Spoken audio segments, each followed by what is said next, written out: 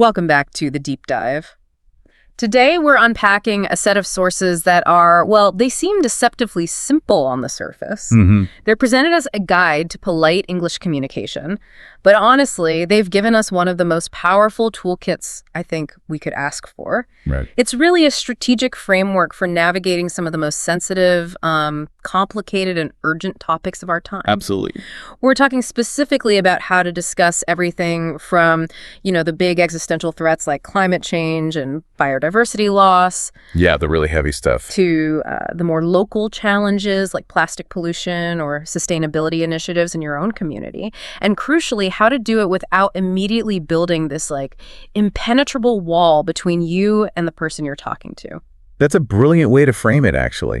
What this material offers isn't just a vocabulary list or some phrases. It's really a masterclass in applied communication intelligence. Because when the stakes are high, when we're debating global issues that impact planetary health, economic stability, future generations, everything really, the how we deliver our facts becomes absolutely paramount. It changes everything. It does. If your main goal is effective communication, leading to mutual understanding and maybe ultimately spurring some collective action, then courtesy. It isn't just some nice social grace. It becomes the primary essential strategy. Absolutely. So our mission here in diving deep into these sources is to really unpack that critical connection. We know people hold incredibly strong opinions, often deeply ethical ones, on issues like, say, the urgency of transitioning away from fossil fuels or the reality of global warming. Very strong feelings. But those strong feelings, if they're not checked, they often lead to, blunt language, maybe even aggressive language that just triggers defensiveness in the other person. Instantly. We want to help ensure that your crucial message, the one backed by evidence, is actually heard and processed, not immediately dismissed just because the tone felt, confrontational. Right. It's about getting past that initial reaction. Exactly. We're moving beyond just knowing the facts, which is important, to mastering the delivery of those facts. Precisely. We're aiming to equip you, the listener, with the ability to turn potentially high-tension conversations into genuinely productive dialogues. Okay, so let's start where the sources do, with this core principle. Politeness isn't a concession, it's definitely not a sign of weakness, and it doesn't mean you have to water down your deeply held beliefs. Not at all. It's fundamentally about managing risk in communication. It's about being, strategic. That's the crucial distinction, I think. When you're discussing issues that really matter to people, the things affecting their livelihoods, their identity, maybe their fears for the future, like serious pollution or those irreversible climate consequences we hear about, you're dealing with deeply held emotional stakes. Yeah, it's personal for many. It is. And the sources are crystal clear on this. Direct frontal confrontation. It's a conversation killer. Right. Full stop. Right. If you initiate with phrases that sort of challenge the person's intelligence or their viewpoint directly, things like, "You're completely wrong about that," or "That's just total nonsense." Yeah. You've basically just activated their psychological defense mechanisms. That makes perfect sense. It's like the conversational equivalent of a fight or flight response, isn't it? Exactly that. When we feel personally attacked, our brain literally stops processing information logically. It shifts into defense mode. Okay. The prefrontal cortex, where rational thought happens, it kind of shuts down. And the amygdala, the emotional center, takes over the steering wheel. Wow. And the source material shows us how to bypass that immediate defensive shutdown. So instead of blurting out, "You're wrong," you swap it for something that acknowledges their presence, their perspective, even if you fundamentally reject their premise. Something like, "Okay, I see your point, but I tend to think differently on this." That small adjustment, just acknowledging, "I see your point." It changes the dynamic. That simple act of acknowledgement suddenly, smooths the waters. It keeps the communication line open. It keeps it alive. And crucially, those little changes keep the discussion productive, right? The person feels acknowledged, maybe respected, and therefore they're more likely to actually listen to the analysis or the counterpoint you're about to present. You've essentially earned the right to state your counterpoint by demonstrating that respect first. It's like paying an entry fee to the conversation. Okay, so we need to apply this immediately to the really high-stakes arena. And the sources pick climate change as the prime example, don't they? An issue that's both incredibly urgent and, let's face it, incredibly polarizing. It's the perfect testing ground, really. The perspective offered in the source material frames climate change as, and I think this is a direct quote, one of the most urgent problems facing humanity. Something requiring rapid collective action. Right. Urgent, collective, big words. Very big. But the solutions, things like addressing carbon emissions, phasing out fossil fuels, demanding huge governmental change, they involve massive economic and political shifts. And that's why people get defensive. Because they perceive a threat. Exactly. They perceive their economic stability, maybe their job, or even their political identity to be under direct threat. And that's where politeness comes in as this powerful diffuser. If someone's already feeling defensive about, say, a potential threat to their job in a heavy industry, a direct attack on their core belief about climate science, it just reinforces their defensive posture. It makes them dig their heels in. Yeah, you're confirming their fears in a way. Precisely. So the sources analyze this shift, comparing the blunt, "you're wrong," to the strategically inviting phrase, "Okay, I see what you mean, though I'd like to add something to that perspective." I find that comparison fascinating, too. It really shows the transformation from, like, a winner-take-all debate Yeah, a zero-sum game. to something more like a collaborative exchange of ideas. That second statement communicates something like, I respect the fact you have a view, and now I invite you to consider this additional layer of information I have. You're not trying to dismantle them. You're trying to expand the intellectual landscape for both of you. Okay, so what about cultural differences? The sources touch on cultural nuance, right? Especially for English speakers. They do. Yeah. And it's important. While some cultures might value a more direct, sometimes even blunt communication style, Sure. professional or sensitive conversations in English rely pretty heavily on what linguists sometimes call hedging or softening phrases. Hedging. Okay, can you elaborate on what that does? It sounds like it's designed to manage risk, not just to the listener's feelings, maybe, but also to the speaker's own claim to certainty. Precisely. That's a great way to put it. It allows you to express disagreement without claiming absolute infallibility yourself. Right. So, for example, rather than a definitive dismissal like, your budget proposal is completely wrong, the polite professional form might be, I'm not entirely convinced by that argument yet, or maybe I have some reservations about the projected timeline here. Okay. Still clear disagreement, but different framing. Exactly. It expresses disagreement, but it allows room for negotiation, for discussion, and it protects both parties from locking horns over who's absolutely right. It's disagreement coded in, well, courtesy, which makes it much easier for the other person to swallow. And the sources really emphasize that the tone and the attitude might be even more important than the actual words you choose. Oh, definitely. You could use the politest vocabulary on the planet, but if your tone is sarcastic or condescending or even just rushed, the whole attempt at diplomacy just falls flat. Completely fails.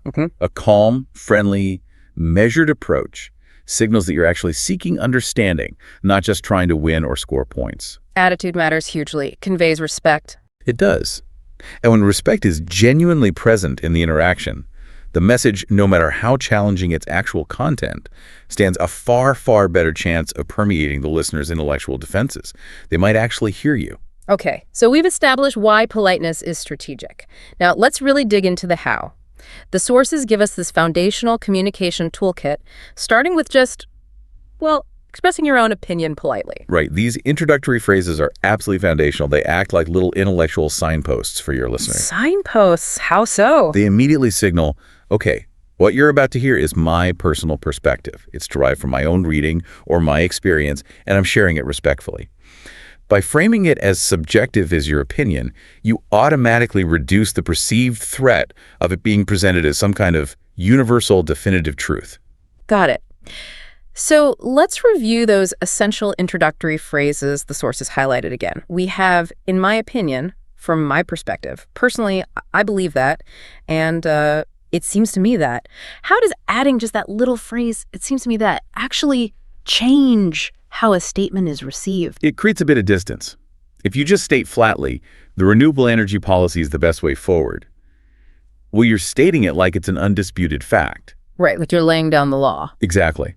But if you say, well, it seems to me that the renewable energy policy is the best way forward, you've subtly introduced a level of personal consideration, maybe interpretation.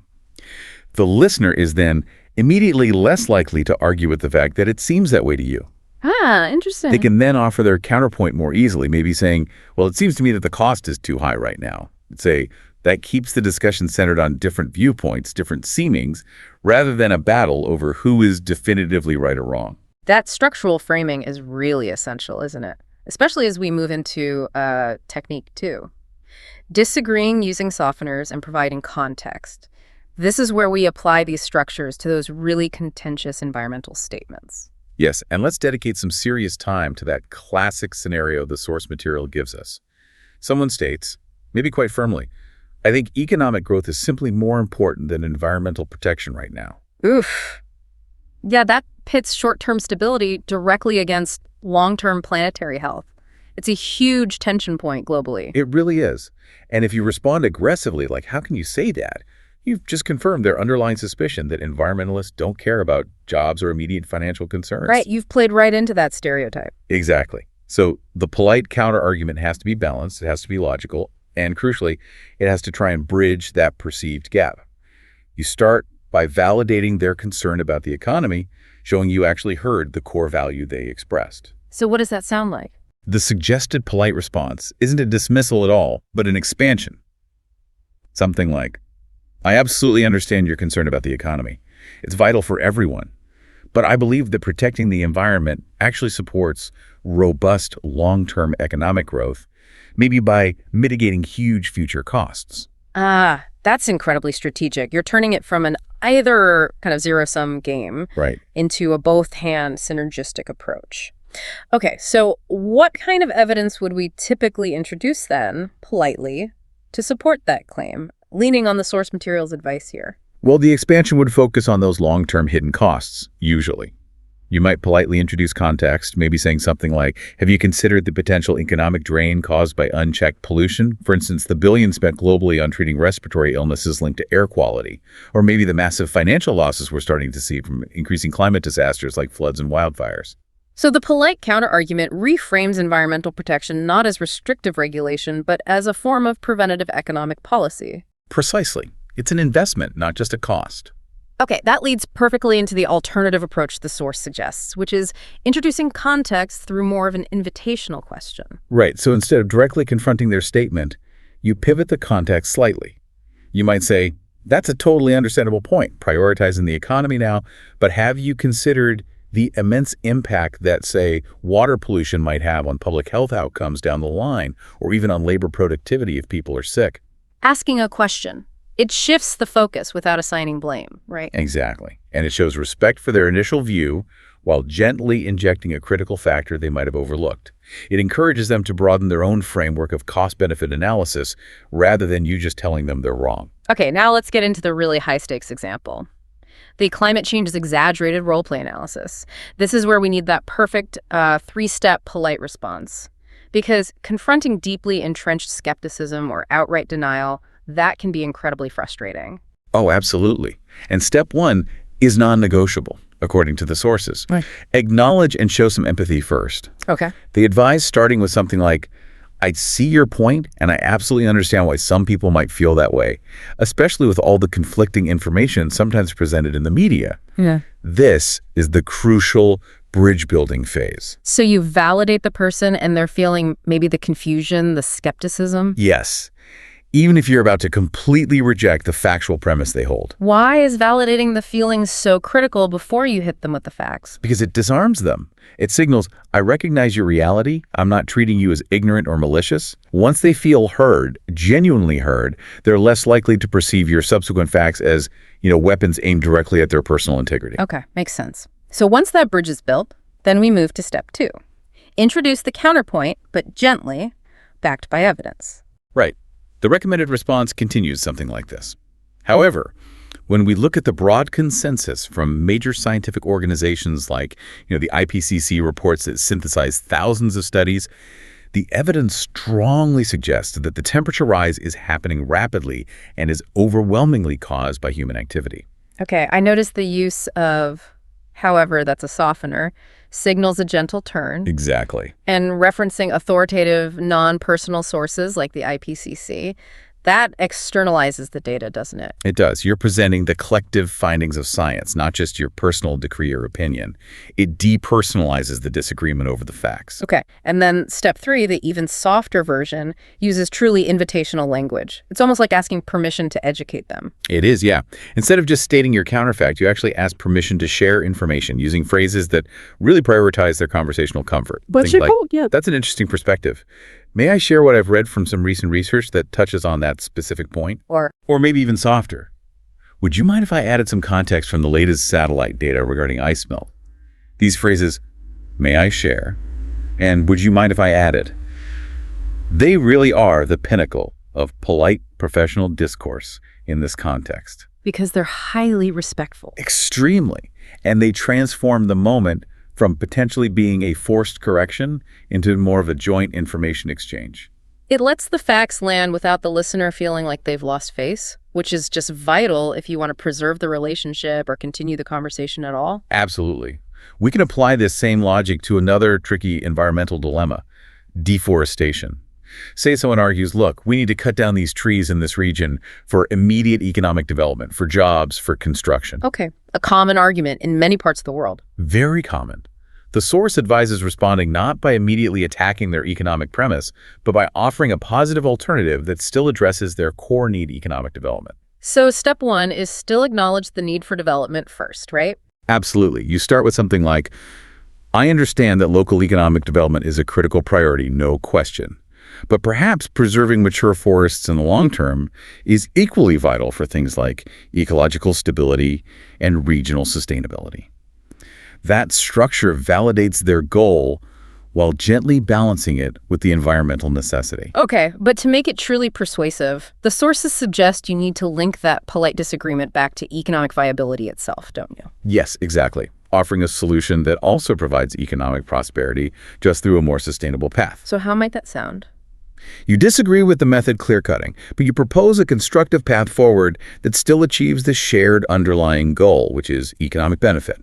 So you might say, okay, that's certainly one way to achieve some short-term gains, but I'd argue that maybe sustainable logging practices or developing reforestation programs or even promoting ecotourism could actually create a larger number of higher quality, long-term jobs in this region. So you disagree, you introduce complexity, and then you pivot to a constructive alternative solution. That's the trifecta for polite and potentially persuasive disagreement in these tough cases. Okay, moving beyond just direct disagreement, let's talk about how polite communication handles the really tough topic of assigning blame, because that's often what shuts down environmental discussions entirely, isn't it? Oh, absolutely. Finger-pointing kills conversations. And the sources dedicate a segment specifically to plastic pollution, which is a topic that can very quickly devolve into exactly that finger-pointing. Yeah, the core challenge with plastic pollution, as the sources point out, is that it often turns into this highly moralizing conversation almost instantly. Right. You hear it all the time. You see immediate societal judgment. Yeah. You know, people are lazy, people just don't care, people should recycle more effectively. Polite communication has to explicitly avoid that kind of personal judgment. Why? Because starting with a generalized moral accusation, like the source warns against, saying people are just lazy, it immediately alienates the individual you're talking to. They feel attacked, even if you meant people in general.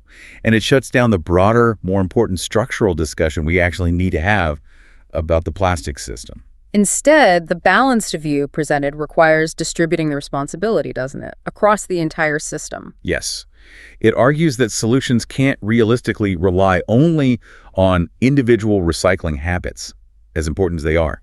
It's got to be a combined, shared responsibility model. Okay. Shared between whom? Well, the source argues for a nuanced view. While individuals absolutely must be aware of their consumption habits and do their part, the argument is that the majority of the responsibility for waste generation, for manufacturing alternatives, for building robust waste management infrastructure, that has to fall on governments and large corporations. So it's a systems approach. It's a systems approach, exactly. And it must be framed politely to avoid just overwhelming the individual listener with guilt or making them feel powerless. And the language used to express this critique of the system rather than the individual is crucial. How do you do that politely? Well, you'd likely begin with a standard softener, like in my opinion, or from my perspective. But then you frame the critique as an issue of, say, transparency or knowledge gaps, rather than blaming individual malice or laziness. Can you give an example? Sure. You might say something like, I think many people aren't fully aware of the sheer scale of the impact of plastic waste, nor maybe the limited capacity of our current recycling systems to actually handle all of it effectively. Ah, okay. That phrasing shifts the focus. Right. It shifts the conversation away from blaming individual morality, that classic "you should feel guilty" angle, towards highlighting a potential deficiency in public education or in the infrastructure itself. This feels much more respectful. And it invites collaboration on system change. Exactly. Rather than just demanding more impossible effort from an already potentially overwhelmed individual consumer, it frames it as a collective problem, needing collective systemic solutions, driven by education and policy, not just judgment. Okay, next, let's examine one of the most complex geopolitical topics that absolutely requires diplomatic language: the global transition to renewable energy. Huge implications. While renewables are often universally praised in the sources as one of the most promising developments for global sustainability, Which they are. the 𝗘𝗽 discussion, the complete discussion, must include a critical caveat. The transition has to be inclusive and fair. This is where the depth of the deep dive really matters, I think. It's not enough to just cheerlead for solar panels and wind turbines. We have to honestly address the complex economic reality that often separates the developed nations from the developing world. The sources really highlight the necessity of providing substantial financial and technological support to developing nations. And the why is critical, because many simply cannot afford to shoulder the massive upfront costs of a rapid energy transition while simultaneously trying to lift their populations out of poverty and meet their rapidly growing energy demands. So just supporting renewables without addressing that global equity piece makes the argument incomplete and, frankly, politically insensitive. Absolutely. If you demand, for instance, that a rapidly developing nation immediately halts all fossil fuel extraction or use, you are in effect demanding they halt or severely slow down their economic progress, and they will quite rightly resist that. So how does polite diplomatic language handle that essential nuance? The sources demonstrate this perfectly, using a structure often called the "while I believe" format. You clearly articulate your enthusiasm for the core idea, but you immediately add the necessary critical condition or caveat. Okay, give us that example again, how it sounds. It would sound something like this. While I completely support the rapid global shift towards renewable energy technology, I believe that for this transition to be truly successful and equitable, we must provide substantial financial and technological support to developing nations. This would enable them to leapfrog older fossil fuel technologies without sacrificing their economic stability. Okay, that structure really shows depth of thought, doesn't it? It does. It shows you're enthusiastically pro-renewable, yes, but you're also a realistic proponent of global fairness and aware of the complexities. That makes the speaker sound much more thoughtful and credible, less like they're ignoring the hard parts. It addresses the complexity head-on. You're being both enthusiastic about the potential solution and realistic about the very real constraints and challenges. That complexity is so often what gets lost in highly polarized, simplified conversations. Exactly. Politeness here isn't just about being nice. It's about being comprehensive and fair. Okay, so the sources don't just stop at crafting politely worded statements. They also guide us on the actual mechanics of a live conversation, especially when that conversational pressure starts to build. We need to talk about polite interruption. Yes, the tricky art of interrupting without derailing everything. Because let's be honest, it happens all the time in these high-stakes discussions, doesn't it? You're talking about, alarming environmental disaster metrics or the failure of a recent regulation. And passion takes over. Yeah, passion often leads to that instinctive desire to jump right in. The source acknowledges that sometimes you simply have to interrupt, maybe to contribute a critical piece of data or clarify a misunderstanding before the moment is lost entirely. True, but to keep the discussion professional and respectful, that interruption must be buffered by specific, almost apologetic phrases. You can't just barge in. That completely destroys the social contract of a good conversation. Exactly. So what are the verbal equivalents of politely raising your hand that the sources recommend? What do they suggest? The phrases are vital because they essentially apologize for breaking the conversational flow, even as you are breaking it. We're looking for things like, "Sorry to interrupt, but may I add a brief piece of data just here?" Okay. Or perhaps slightly softer, "If I could just jump in for a moment to clarify that point you just made." So the apology or the request for permission, may I, if I could, acts as a kind of social lubricant. Precisely. It signals that you respect the current speaker's turn, you understand the social transgression of interrupting, but the information you have feels urgent or important enough to warrant that temporary break. And it keeps the productivity high because that momentary disruption is sort of pre-forgiven, making it easier to get back on track quickly. Right. Now, moving on from interrupting, the sources also advise us on agreement, which sounds simple, but we tend to focus on disagreement, don't we? we do. But polite agreement, effective agreement, requires more than just nodding your head or saying yes or I agree. It's about agreeing constructively. That's a wonderful distinction. Constructive agreement. What does that mean in practice? It involves actively reinforcing or maybe even building upon the other person's idea. This makes the speaker sound genuinely engaged, thoughtful, and it elevates the entire quality of the dialogue.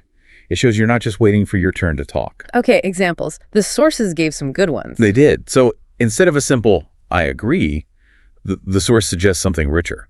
Like, I completely agree with you on that point, especially when you mention the pivotal role of early education in driving behavioral change. So you're not just confirming agreement, you're highlighting the specific, insightful part of their argument that really resonated with you. Exactly. That makes the other person feel truly heard and understood on a deeper level. Okay. Or there's the enhancement technique too, right? Yes. That's a really good point you made. And I'd like to build on that by adding that those educational initiatives probably need to be supported by consistent governmental policy for them to be truly effective long-term. Okay, so you validate them first, that's a good point, and then you immediately enhance their argument, effectively turning two individual thoughts into a more robust collective point. Precisely. This whole approach emphasizes that you're working together to construct a stronger understanding, a better truth, rather than just trying to score individual points in a debate. And this leads directly into the importance of using inclusive language, right? Encouraging others' opinions. Because politeness, fundamentally, is an act of inclusion. It absolutely is. If you find yourself dominating the discussion, even if you're using technically polite phrases, you're still failing to truly engage. You're losing out on valuable perspective. Yeah, you're not having a dialogue. Not really. So consciously using inclusive language shows respect for their voice and actively encourages their continued participation. Simple conversational questions are key here. Like what? Things like, what are your specific thoughts on how that proposed policy might impact local communities on the ground? Or simply, do you see this situation the same way? Or perhaps do you have some reservations I haven't considered? The payoff for doing that, as the sources note, is ultimately trust, isn't it? Huge payoff. When people feel respected, when they feel genuinely heard, and when they feel invited into the conversation rather than lectured at, they become far more receptive to considering challenging ideas later on. Trust really is the ultimate currency when you're seeking collective action on these difficult global solutions. And that leads us beautifully to the final powerful link. The sources draw the link between knowledge and communication itself. Right. The core belief presented is that environmental education is absolutely the foundation of sustainable behavior. Yeah. You can't fix what you don't understand. That's a classic principle, sure. But the crucial takeaway here, particularly tailored by this communication guide we're looking at, is expanded beyond just the scientific facts, isn't it? Yes, exactly. The argument is that schools, communities, workplaces, they should be teaching people not only the environmental facts, the science, the data, but also how to discuss these complex, often polarized topics politely and constructively, using exactly the kind of toolkit we've been reviewing today. So teaching the how as much as the what. Precisely. Because respectful communication is like the engine that allows good ideas and, crucially, practical action to actually spread further. That's so. Well, if you communicate respectfully, people are simply more willing to listen, right? They're more willing to internalize the learning, and then, most importantly, they're potentially more willing to take the necessary, sometimes difficult, decisive action we need for climate solutions or other environmental challenges. It makes the information digestible, less threatening. Exactly. Meaning the message permeates deeper and wider into society than any aggressive, blunt communication ever could, no matter how factually correct that blunt message might be. Okay, as we start to wrap up this intensive deep dive, let's maybe quickly consolidate the practical toolkit we've assembled here from the sources. We've learned specific expressions for structuring and softening our opinions. Right. Things like from my perspective. Yeah. It seems to me that, those framing devices. And we've learned ways to agree politely and constructively, going beyond just passive affirmation. Yeah, using phrases like, I completely agree with you on that specific point, or that's a very good point, and I'd like to enhance it by adding, building on their ideas. And perhaps most critically, for disagreeing politely, we have that three-step approach. First, acknowledge their point or feeling, then transition with a softener like, however, or but, and then use those invitational structures like, I see your point, but have you considered, or may I share? And combining these specific expressions, these linguistic tools, with that calm, professional, respectful tone ensures that your position, whether it's about something huge like fossil fuel subsidies or something local like reforestation targets, becomes persuasive precisely because it's not abrasive. You're inviting collaboration. Not demanding surrender. That's the key difference. Hashtag outro. So what does all this intensive analysis mean for you, the listener, as you navigate potentially sensitive conversations, maybe even this week? Our synthesis today really confirms that polite communication isn't just nice to have. It's a supremely powerful, highly strategic tool. It doesn't weaken your argument. It actually reinforces it by building bridges instead of walls. And that approach is absolutely essential if we want any kind of global collaboration on urgent issues like sustainability and climate change. Couldn't agree more. You can possess the strongest facts in the world, the most compelling data, but if your delivery is confrontational, aggressive, well, those facts might as well be whispered into the wind for all the impact they'll have. That really is the core takeaway, isn't it? Politeness in communication, understood this way, is an active discipline. It requires empathy, it requires patience, and it requires genuine mutual respect. It's work. It is work. But when you consciously adopt this attitude and start applying these specific structural phrases we've discussed, whether you're discussing the complex nuances of global warming or pitching a new idea in a workplace meeting, or maybe just resolving a conflict with a neighbor, your message instantly becomes more professional, more thoughtful, and ultimately far more persuasive. The way we speak. The way we speak fundamentally determines whether our crucial, sometimes potentially life-saving message is actually heard, or if it's just ignored entirely, bounced off that defensive wall. We've covered a huge spectrum of complexity today, haven't we? From the delicate economics of just global transition. The fairness issue. All the way down to the micropsychology of making a polite interruption in a heated discussion. All filtered through this lens of respectful, strategic dialogue. And this brings us right to the final, quite provocative thought that was offered by the source material. It suggests that, quote, kindness and communication are both renewable resources. Ooh, I like that. Renewable resources. Yeah. They're not finite. They never actually run out. And interestingly, the more you use them, the more effectively you can generate positive outcomes, like compounding interest almost. So we really need to consider how consciously applying these strategies in our own daily lives, actually using these specific softening phrases, these inclusive questions, how that can maybe transform those frustrating individual conversations we all have. Yeah, the ones that go nowhere. Into genuine momentum for collective understanding and maybe even collective action. It's a really powerful idea, I think, that sometimes the calmest, most polite voice, when it's strategically deployed, that can actually be the loudest, most influential voice of all. A different kind of loud. Exactly. Yeah. So we really encourage you to perhaps try using some of these language strategies this week and just observe. Observe how they might fundamentally change the effectiveness and maybe even the outcome of your own communication.